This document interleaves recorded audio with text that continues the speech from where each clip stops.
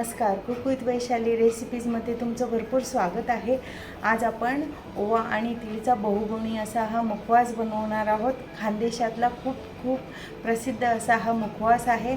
चला बघूया त्यासाठी काय काय लागतं. मुखवास बनवण्यासाठी आपण 1 वाटी ओवा घेतलेला आहे, 1 वाटी भरून आपण तीळ घेतलेली आहे, 1 मोठा चमचा लिंबाचा रस आहे, 1 टेबलस्पून काळं मीठ घेतलेलं आहे आणि पाणी. सर्वप्रथम आपण या ताटामध्ये ओवा तीळ मिक्स करून घेऊया. आता यामध्ये काळ्या मिठामध्ये आपण लिंबाचा रस घालायचा आहे आणि काळ्या मिठामध्ये आपण लिंबाचा रस घालून घेतलेला आहे. आपण त्याला हलवून घेऊया आणि यामध्ये अगदी थोडंसं 1 टीस्पून आपण पाणी घालूया.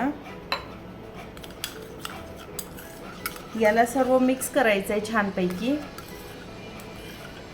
काळं मीठ हे आपल्या पोटासाठी खूप चांगलं असतं.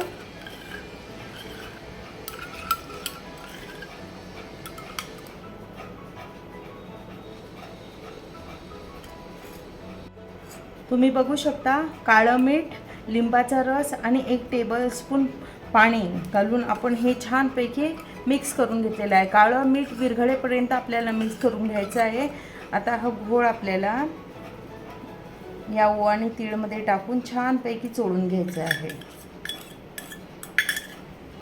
हाताने छानपैकी चोळून घ्यायचं आहे आणि याला फॅन खाली 10 मिनिटं आपण सुकवायचं आहे. आता आपण हे फॅन खाली 10 मिनिटं सुकवून घेऊया. हे बघा, तुम्ही बघू शकता आपलं मुखवास पूर्ण सुकलेला आहे, छानपैकी कोरडा झालेला आहे फॅन खालीच. आता आपण याला भाजून घेऊया.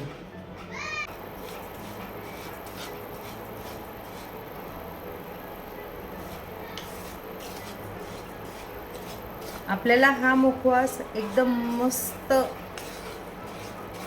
कुरकुरीत होईपर्यंत भाजून घ्यायचा आहे.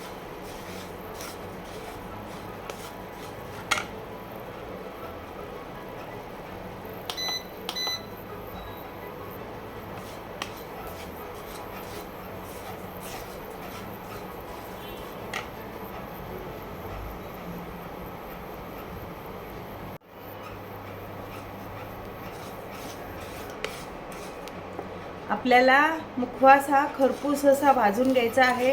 टोटल मला 10 मिनिटं लागलेले आहे याला लो फ्लेमवरती भाजून घ्यायला. आपला हा मुखवास आता रेडी झालेला आहे. आपण गॅस बंद करून याला बाउलमध्ये काढून घेऊया. चटपटीत, हेल्दी आणि बहुगुणी असा हा आपला मुखवास रेडी झालेला आहे. खानदेशातला सुप्रसिद्ध मुखवास आहे हा. प्लीज तुम्ही पण नक्की ट्राय करून बघा आणि कसा झाला आहे आम्हाला कमेंट बॉक्समध्ये लिहून पाठवा. आणि जर आमच्या रेसिपीज तुम्हाला आवडत असल्या तर प्लीज चॅनलला सबस्क्राईब करा, लाईक करा आणि शेअर करा. थँक्यू.